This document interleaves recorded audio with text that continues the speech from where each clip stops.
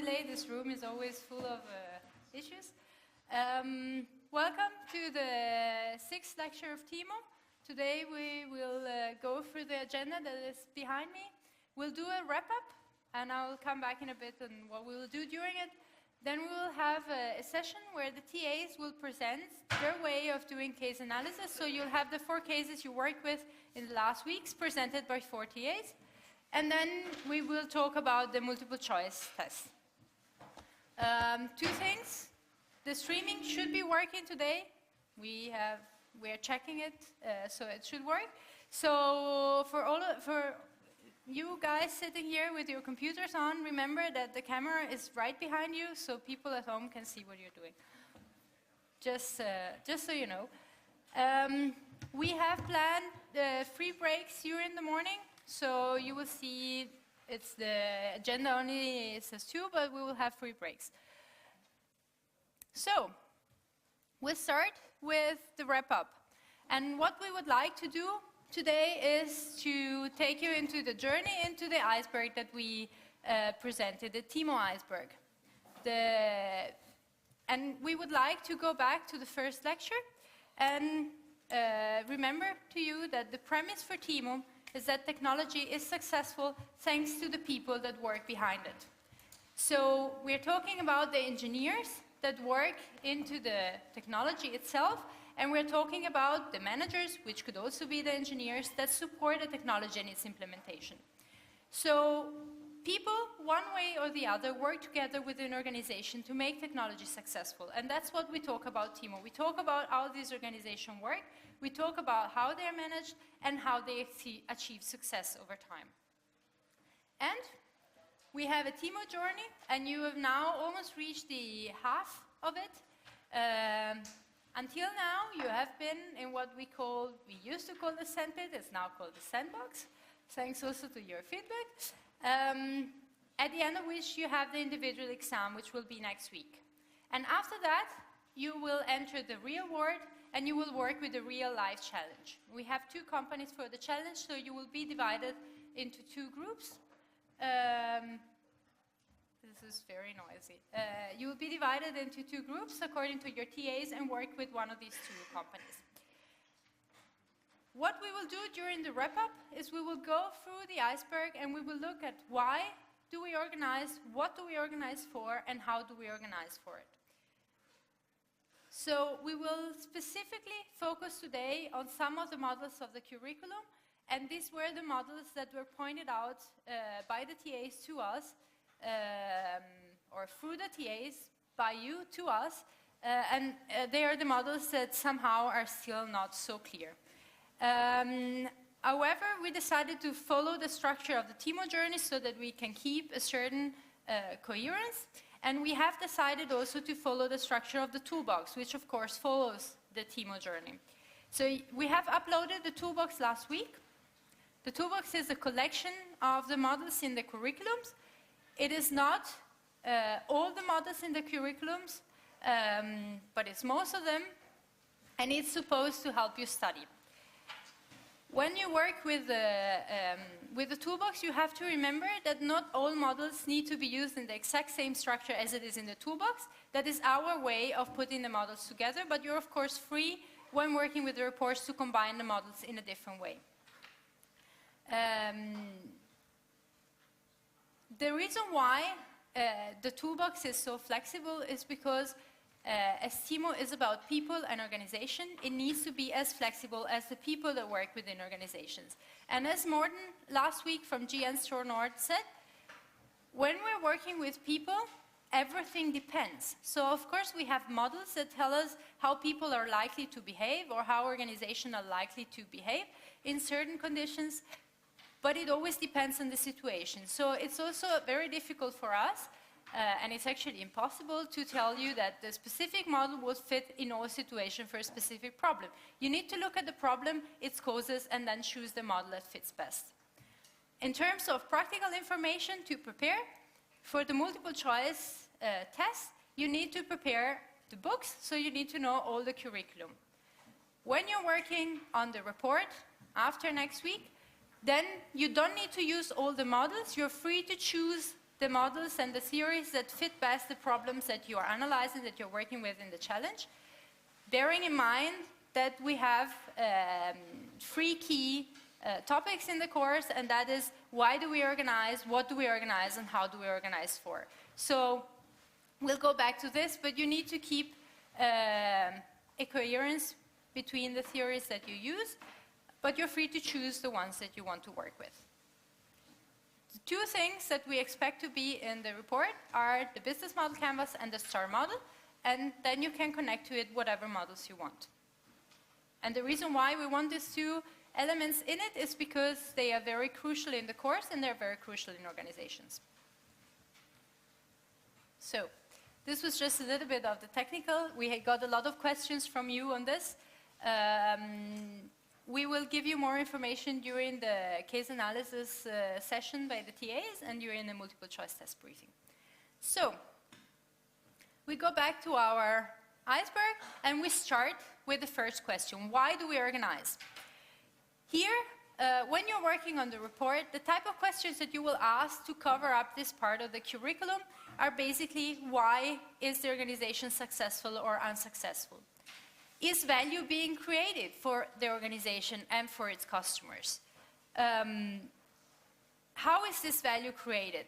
What is the internal situation and what is the external situation to this organization?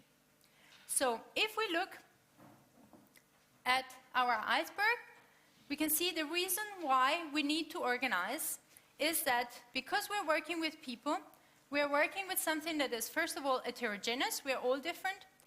It's irrational. You can't really plan how people are going to react over time in different situations, in different contexts. And we only have incomplete information. It's impossible to know 100% what's happening on the other side of specific situations. So, because we're dealing with people, imperfect rationality and incomplete information, we need to organize. And so we need managers. The managers are those that make sure that organization work and that deal with these issues. So, what is the first job of a manager? It's value creation. And you achieve value creation through 2 things, through organizational performance and competitive advantage. So this is one of the first key elements to remember. We organize because we need to deal with irrationality, heterogeneity, incomplete information. Managers need to create value for the organization and for the customers, and value creation is achieved through organizational performance and competitive advantage. So, if we start looking into the curriculum and we start looking into organizational performance, one of the models that you can use, or that managers also use to look whether organizational performance is achieved or not, is the model with the effectiveness and the efficiency. And as we talked about before, when we talk about effectiveness, we are talking about doing the right things, and when we're talking about efficiency, we're talking about doing things right. Doing the right things means that you're providing your customer with a product that has the right quality and that answers to their needs and expectations, so they're happy about it. So if we try to go back to some of the examples we had in the course, we had GN Store Nord, which is among the market leaders within their field, within their industry. So they are pursuing the right goals with the right products, and they are working with the good use of resources, because otherwise they wouldn't be in the position they are today. So we can say, based on the information we have, that they have high efficiency and high effectiveness. So they are in the top right corner. On the other hand, if we look at the Sphere product that we looked at when considering the business model, the Sphere product was that watch fitness tool with music that was launched in Denmark some years ago, and that was really unsuccessful because it didn't target the right customers with the right product. In that case, they did a very good use of resources as far as they got, so they had a high efficiency, but the effectiveness was low because they didn't select the right customer segment, and they didn't target it right. They didn't provide the right product at that point in time with the right marketing strategy and so on. So the problem they had was they had high efficiency but low effectiveness. Another example is Novo Nordisk. You had them present. And one thing that happened a few weeks ago was that they fired a lot of people. And Novo Nordisk is extremely successful. Again, they're one of the market leaders. But the fact that they fired so many people is a signal that they might not be using the resources the right way, at least given the current situation. So in the situation they are now, they have high effectiveness but low efficiency, and they have fired the people and reorganized internally to solve this problem and achieve high efficiency again. So this was the organizational performance. And another thing, and remember when you work with this model, that this model is not relative, but it looks at the internal organization.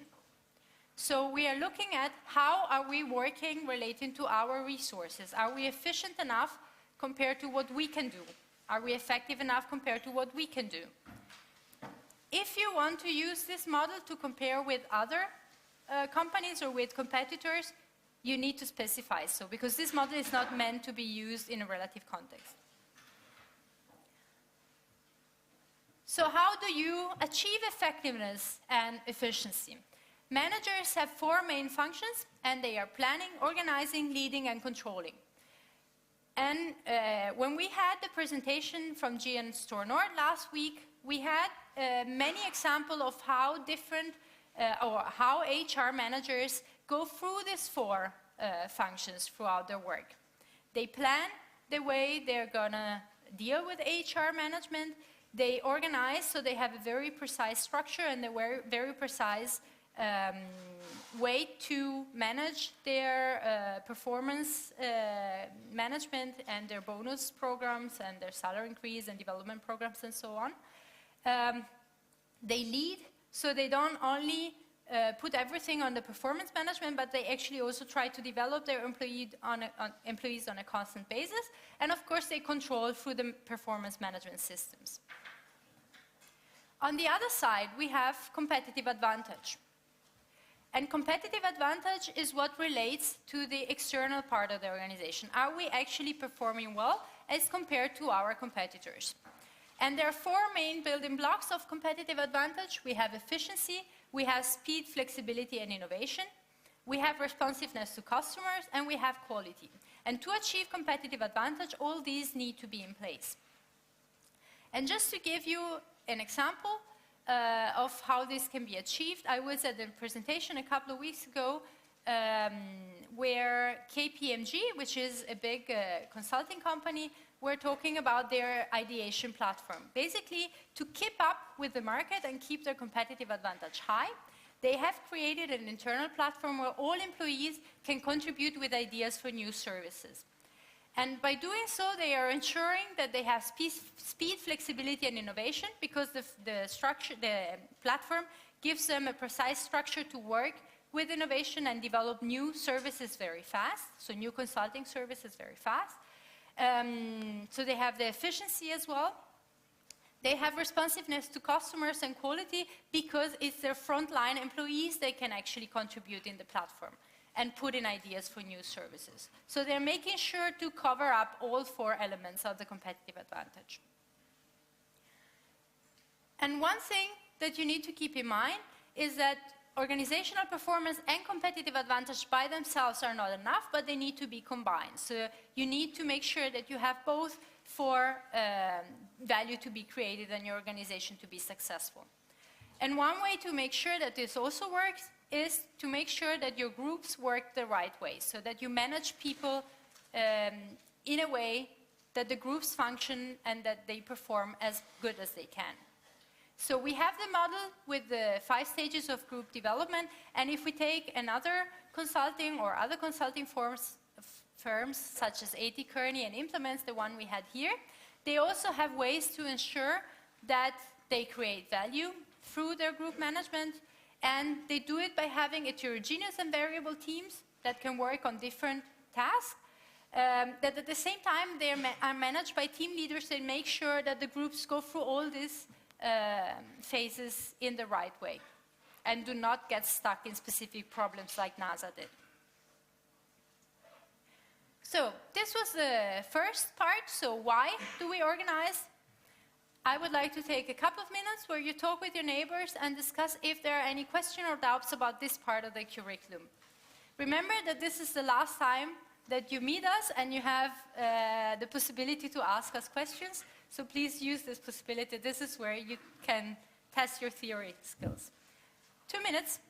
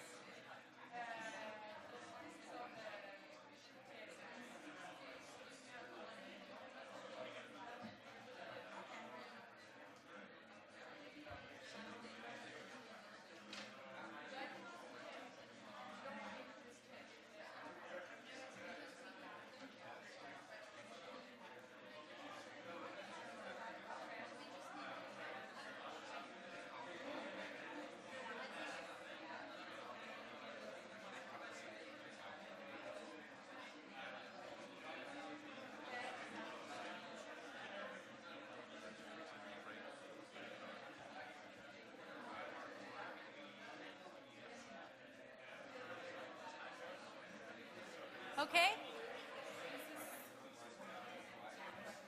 You have had a couple of minutes. Do you have any doubts? Do you have any questions?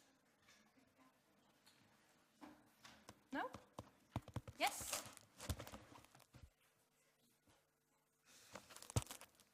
Is this on? Yeah. Regarding the effectiveness and efficiency, so we have those 4 functions. Yes? I'm wondering... Or this one? 4 functions, yeah, that one, Yeah. exactly. I'm wondering if there's no specific order to this, right? Because yesterday we were having an example in another course in which a new CEO was hired, and the very first thing that he did, rather than planning, was actually controlling. So he asked for everything that needed financial approval to go through him. So I'm wondering that it doesn't always follow the steps of maybe diagnosing and then planning, and then so from planning onwards, but maybe it starts somewhere else. But, I mean, if we started by asking about the financial measures or the performance measures and so on, he was actually preparing for the planning, right? Because he was new to the company. Yeah. So he needed to get background information before he started the planning. Yeah. So you're right, there is no, I mean, it's a cycle and they are interconnected. But I guess you do start with the planning always, and right? Well, often you start with the planning, but if you have the discussion about performance management, then you always will end up in the controlling part. You have the measures and you control and you get your results, and then you go back into planning because your results deviate from your targets, and that's where you have to go into planning. So after you control something, you go into planning and you go full circle again. So it depends on where you start, but often you would either start by planning or by controlling, depending on the data. All right. Yeah. I would say if you start by organizing, for example, without having planned first, or leading without having planned first, then you can come into problems. Yeah. So one of those 2. So it should Whatever be makes either more controlling sense. and planning that you start at, Sure. depending on Thanks. the context. Yes? Something else? No? I can see you guys talking. Do you have a question? Otherwise, there is one here. Can you pass the mic? I was wondering if there's problems with group development, how would that typically become a problem for the company? Typically, group development leads to poor performance in the sense that you have a group, you try to form the group, and the group doesn't form, so they don't go into that storming phase where they can actually work, because they haven't found their right place and they haven't found a place to or a way to work together. So the group is simply not performing, and sometimes the group deteriorates and does not deliver the expected results. And it happens a lot. You take 5 random people, say, well, you're experts in these fields, work together, do something. And these 5 experts, well, they're all individual nerds, very good at what they do, but they don't know anything about collaborating. They don't speak each other's languages, and they don't understand each other, and they're not willing to go into a discussion of how should we actually do this work. And then the group falls apart simply. And it needs a manager, and often you just delegate and do this and expect the group to form itself. Often groups don't form themselves, they disintegrate. Can the manager do something, or is it the manager's job to try to make this team work, or just say, this group don't work, we do something else? At first level, it's the team leader or the group leader, the group manager, the one responsible for that group. Then it's his responsibility. If he's part of the group or part of the problem, then he has to escalate to the next level of management, if he can actually recognize that it's a problem. But sometimes the group will disintegrate before it escalates to the next level. It depends on the situation, but it's at that level you have to tackle it very, very quickly.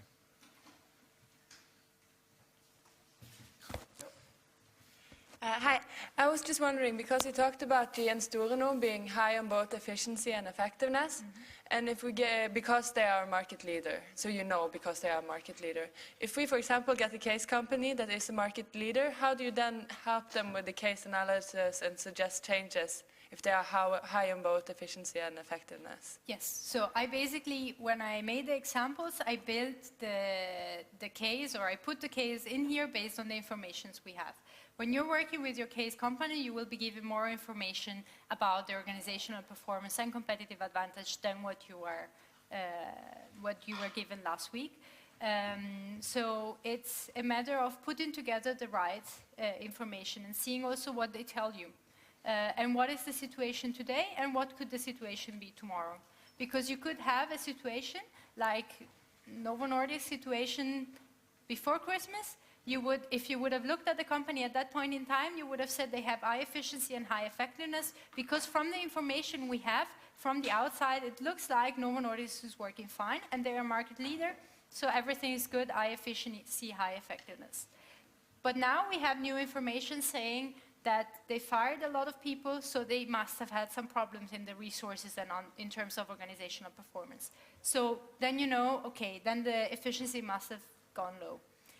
And when you're working with your case company, it could be that you analyze, in the first part of your report, you analyze the situation, and you can say, well, the company is market leader now, they have high efficiency and high effectiveness.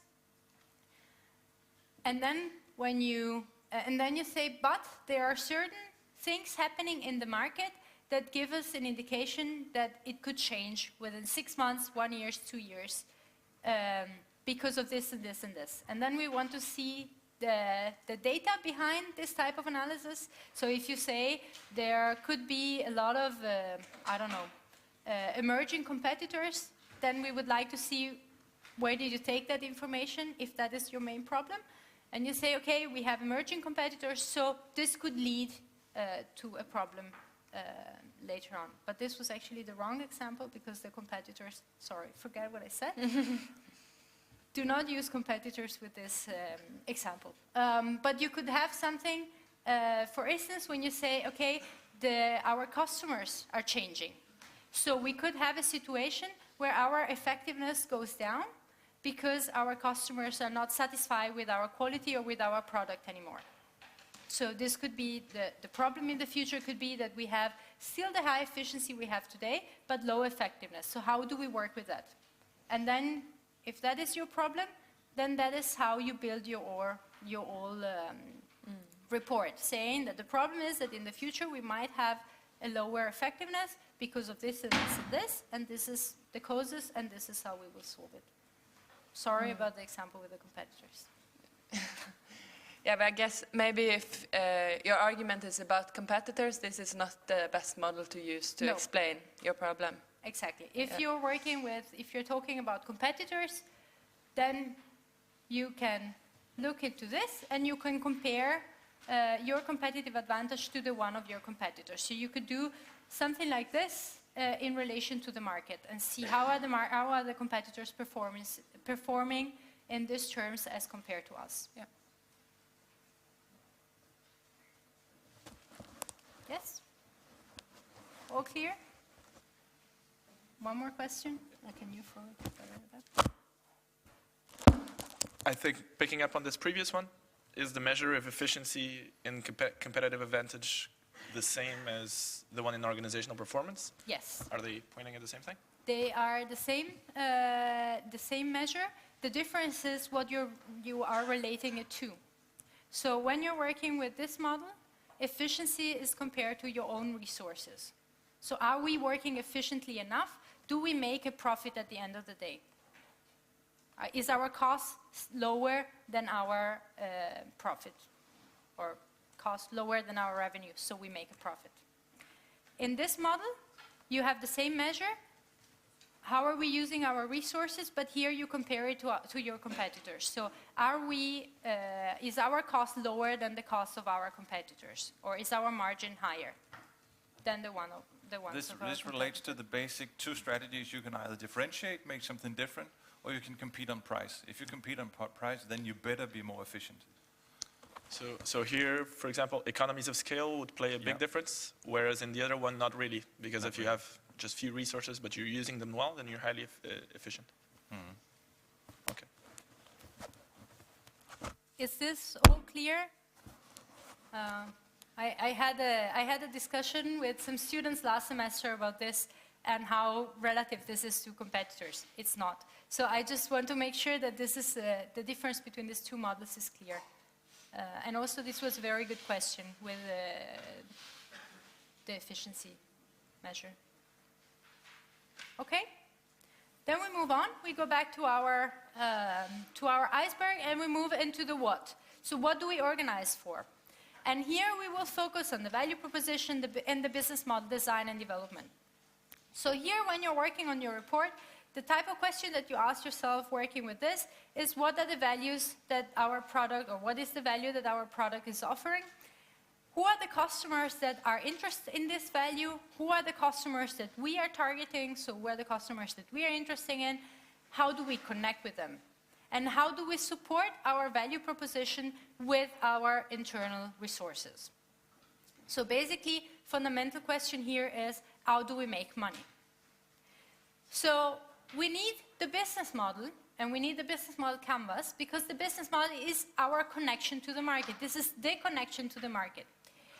You have, in the business model canvas, you have a backstage and you have a front stage part. You have the part where you are organizing, well, first you have the value proposition in the middle, then you have the part where you're relating to your customer, and that's the on stage, and then you have the part where you're organizing your resources, activities, and partners on the backstage. In the bottom, you're looking at what is the money situation in the backstage and in the on stage, and how we actually making money with this product or with this business model. So we start always by the value proposition. We always start by designing the value and connecting it to our customers. So if we talk about value proposition, we are talking about what are the characteristics of our product and what needs and expectation of our customer is our product satisfying. So an example of a good value proposition is mobile pay. Mobile pay tackles very well the needs and expectation of its customers, and you can see that by the fact that everybody's using it. If you go a step forward and look at the whole business model, is it sustainable over time? We don't know yet. They're still not making money with it. But if you look at the value proposition, it's really good. People are using it. They are creating gains that fit to the gain of the customers. They are relieving pains that fit the pain of the customers, and they are solving the customer jobs in a good way. So we start the business model design by zooming in the value proposition and deciding, okay, what is our value, what is the customer segment that we're targeting with this value, and how do we make them happy. And the next step is we decide, we have to look at how do we relate to these customers, how do we organize our resources. So again, on stage, backstage. When we are doing this, we're actually asking ourselves, how do we make money? So we can design how we make money by working on the different components of the business model canvas. And if we look at all the business models out there in the market, we can find a series of patterns that are recurrent, meaning that there are a lot of companies that are working with specific compositions of components of the business model canvas. And in the book you have 5 examples. And we got one question about the free type of business, or the free core business type pattern, which is saying that basically all companies are working with 3 type of businesses. They're working with customer relationship management, they are working with new products or product innovations, and they're working with infrastructure management. And the claim of Osterwalder, who is the guy behind the business model canvas, is that if you unbundle these 3 businesses, so if you separate the customer relationship management, the innovation, and the infrastructure management, and you build a different business model for each of them, then you will be more successful. There are also cases where these things, instead of being unbundled, are bundled again, as we talked about with the telecommunication companies, and they are successful as well. So it's not a definitive claim, but this is what he says, and this is what the book also tells you. And just to give you an example of this, we are working on a case where we have a microphone, or a company that is producing microphones, and they are constantly innovating. It's a very technical company, Kasper mentioned it before, and what they're struggling with at the moment is that they have a very specific customer base, which is artists and also very high levels, so they're the ones supporting Stevie Wonder, for example, and the problems that the customer have right now is the wearability of the microphone. So the technology is perfect, they love it, best mics in the world, but the wearability is still not perfect. So right now they're dealing with 2 aspects of their business. They're dealing with the customer relationship management, where they're trying to make their niche customers happy, and they have a quite close relationship to them. And they have the technological part, the technical part, the product innovation part, where they're always trying to improve the audio technology behind the mic. According to Osterwalder, one way to go would be to separate the 2 things. So have one business model that focuses on the customer relationship management. So in this case, that would work on the wearability of the microphones, and one business model for the microphones alone. So what they could do, for example, would be either to stop working with the customer relationship management and say, okay, we just find a company that is very good in wearability of different tools, and we buy the accessorize for the mic itself, or we develop a separate business model for that, and we divide our organization and we spin it off. That would be, according to Osterwalder, what they could do to unbundle their business model and be more successful. Is this clearer than it was before? Yeah, do you have another example for this? No, what you should understand is that it's an old paper from 1999 from a Harvard Business Review that talked about unbundling. And it was basically because in the 80s, 90s, there were a lot of big companies. They were like IBM, Digital Equipment Corporation, and they were highly integrated. They had all the business models inside, and they were thought to be undying. They were the big companies, and no one could beat them. And suddenly in the 90s, we saw all these dot-coms. They focused on different business areas, and they overtook all these companies, and Digital Equipment Corporation died, and IBM sold off their PC division, and suddenly there was a big change in the market. And someone said, well, perhaps this high integration of business model is not a good idea, because there's different logics in the 3 basic business models. So there might be some efficiency to divide it up and unbundle. And that's a basic reason for doing unbundling. And in some situations, it's a really good idea. In other situations, you might not want to do this. Apple is very good at bundling everything together and controlling all sides of the business. Yeah, so, yes? I think it's a bit unclear what's the difference between unbundling and unbundled. Sorry? Like the last two of them. I get what bundled and bundled, the difference. Unbundling, that's just the process. The transition, the process of doing Okay. it. And that's always a mess because that means breaking up business and developing. Basically, you take the left side, if you're doing infrastructure, you take the left side, and then you have to develop the middle and the right side of the business model. And that process is just messy. So it's just a stage in the process. But business models don't work in a vacuum. They work in the environment, in an external environment. So when we are looking at business model design, we need to consider what is the landscape in which this business model is operating. And we have different forces that we need to look at. We look at the market forces, at macroeconomic forces, we look at industry forces, and at key trends. And we need to consider all of them to get an idea of what's going on outside our business model. What is the situation in which our business model needs to function? And one thing about the environment is this, just as people, and because the environment is made by people, the environment is unpredictable and it changes all the time. So what we need to do when we are working with the business model is not only design it, but later on adjust it and develop it based on what's going on the outside.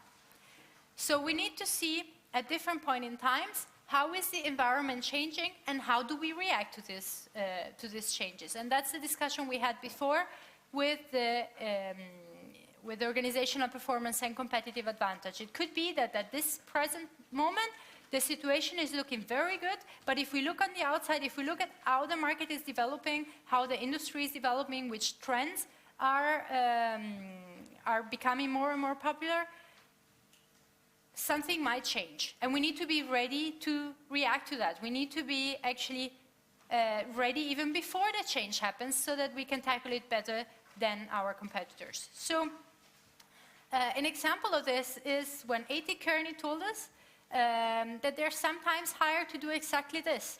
They map the market, they map the industry, the trends, the demographic forces, and they see, is anything likely to change in the near or in the long future?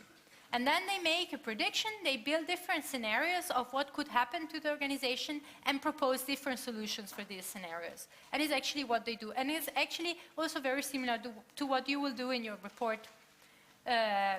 It's not necessarily a present challenge or a present problem that you will analyze, but also it could be an emerging problem that you can work with. So you need to remember that things change over time and you need to be ready to react. The earlier you react to things, the better. So if you're able to foresee a change and do something about it before it actually happens, you are 10 steps ahead of your competitors, and that would be really good for your business model. Then you can create a lot of value there. Once you have identified that there is going to be a change in the environment or even in the internal organization, you need to assess, do we actually need to do something about it? And then there are 4 steps that you can take or that you can follow to deal with organizational change. And you start by assessing the need for change, so recognizing, yes, there is a problem. Where does this problem come from? What is the source of this? Then you decide on which change to make. So given the problem, given its source, what is the best way to tackle it? Then you implement it. So you actually take all your plans and put them into practice. And finally, you evaluate, assess the change and see, okay, did we do it right? What this model shows is what to do when you want to make a change. And one thing that you need to remember again is that you're dealing with people, so you're dealing with uncertainty. So the reason why this model is so important is that change management needs to be taken into consideration. If you're changing, for example, the internal organization, you will have to deal with a lot of different stakeholders, a lot of people who will not be happy that you're changing something. So that's why you need to take care of what is the change we want to implement and how do we want to implement it? How do we make sure that we're not unsettling too many things, or that the way we are unsettling is not too dangerous for our organization? When you work with this, for example, in your report, when you have to, if you need to decide, okay, do we need to make a change? You can follow the different steps. And then if you are at the first step, assess the need for change. You can, for example, look at the business model and look at the different motivations and different objectives or reasons to change a business model. And you can see, do we have these motivations? Which objectives do we have? And then you assess the need for change.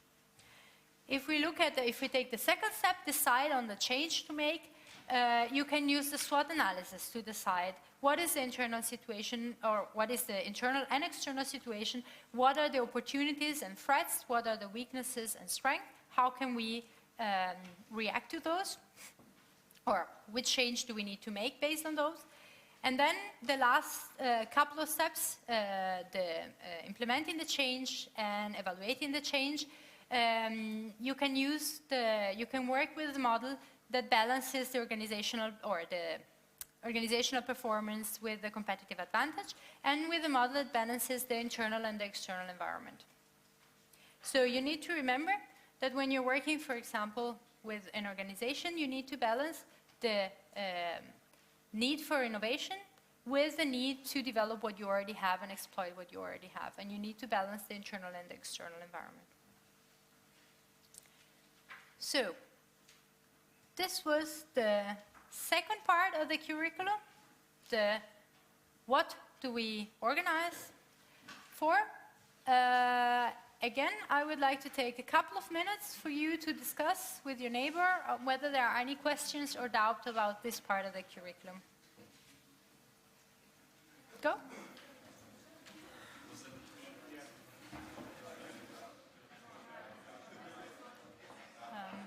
Can we change the slides now? Because I think the last... Oh.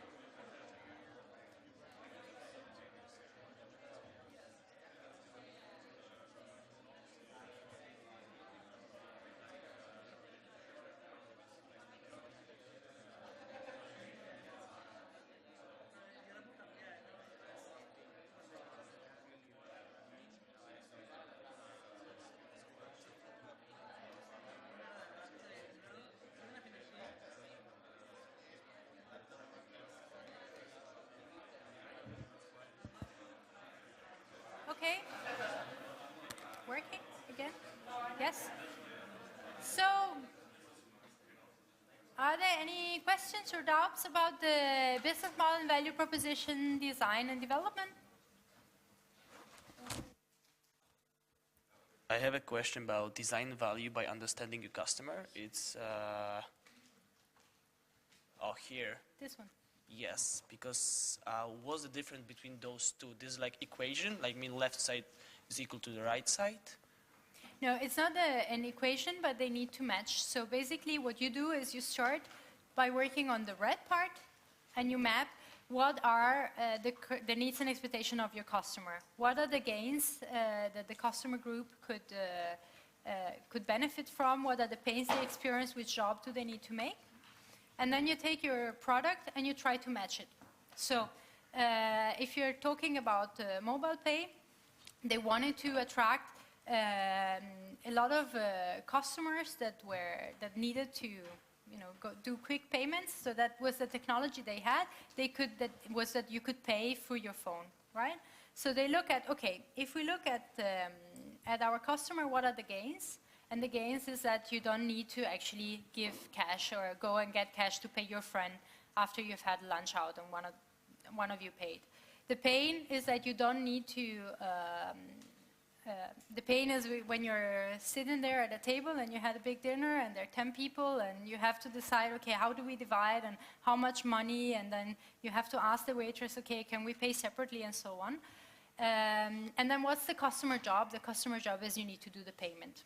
And then they looked at the game creators. Okay, by using this swipe technology, you are solving the customer job. You have a product technicalities or characteristic that solves the customer job directly. It gives them a gain because they now can pay very quickly, and they're very happy. They can just go around and they don't need to have cash, for example, at the flea market or when they're going out with friends. And you relieve the pain of splitting the bill and paying separately and so on. So it's not exactly an equation, it's more, or is it an equation in mathematical terms? I don't know. You need to make the two parts fit. If the customer job would be that you want to buy a house, for example, and the app on the mobile life app from Danske Bank doesn't allow you to swipe to actually buy the house, then you have a mismatch, because the customer job is buying a house and you're providing them with an app that can search for the house and get the loan approved and so on, but eventually you still need to go to the bank and take the signature. It's not the case, but if this was the case, then you would have a mismatch there, and then it wouldn't fit. You should simply see this as a way of matching on the red side. The customer's gains, pains, the way the customer expresses itself in the customer's language to your technical side. My product is going to do this and this, and this matches on to the customer's way of representing his problems. So it's just a way of meeting the technical side with the customer demand. Okay, that makes sense. Thank you.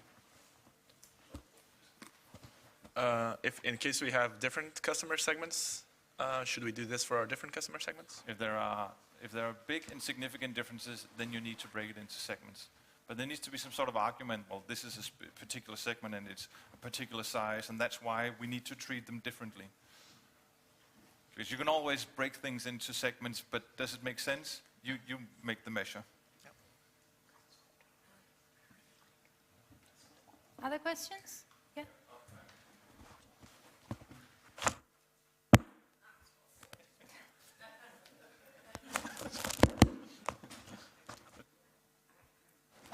Thank you.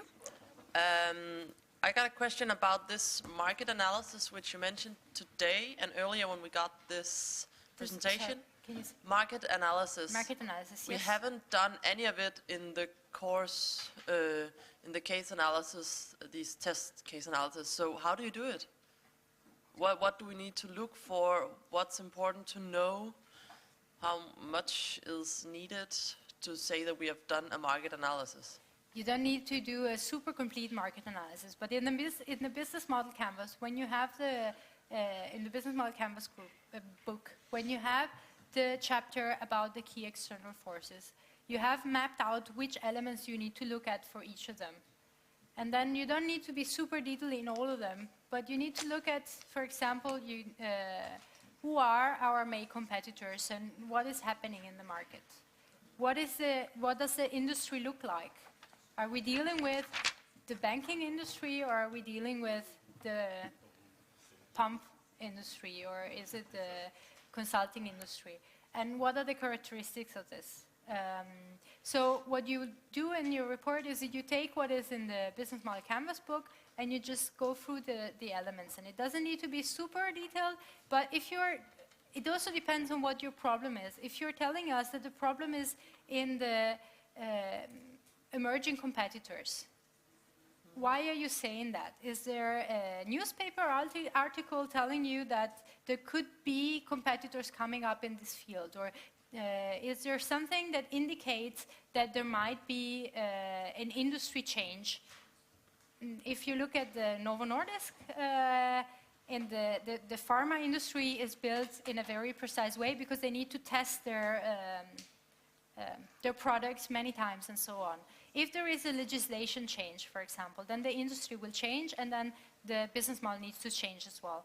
So it's just a matter of Googling up a little bit the different elements and seeing, can we back up our problem with actual data on what's going on? Is that clear? Yeah. For instance, if you're working with Novo Nordisk in your challenge, and you're saying we have a problem, or I want to map the market. Novo Nordisk has a lot of competitors, and you just say a lot of competitors. That's not enough. We want to know who are the competitors, more or less. You don't need to have a complete list of the competitors, but you need to know that, for example, Eli Lilly is a competitor of Novo Nordisk because they also produce diabetes products.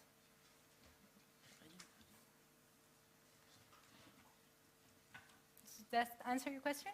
Yeah, I think. Yes?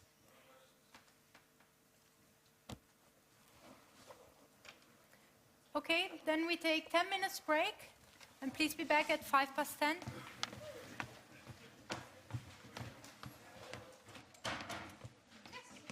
Det var ikke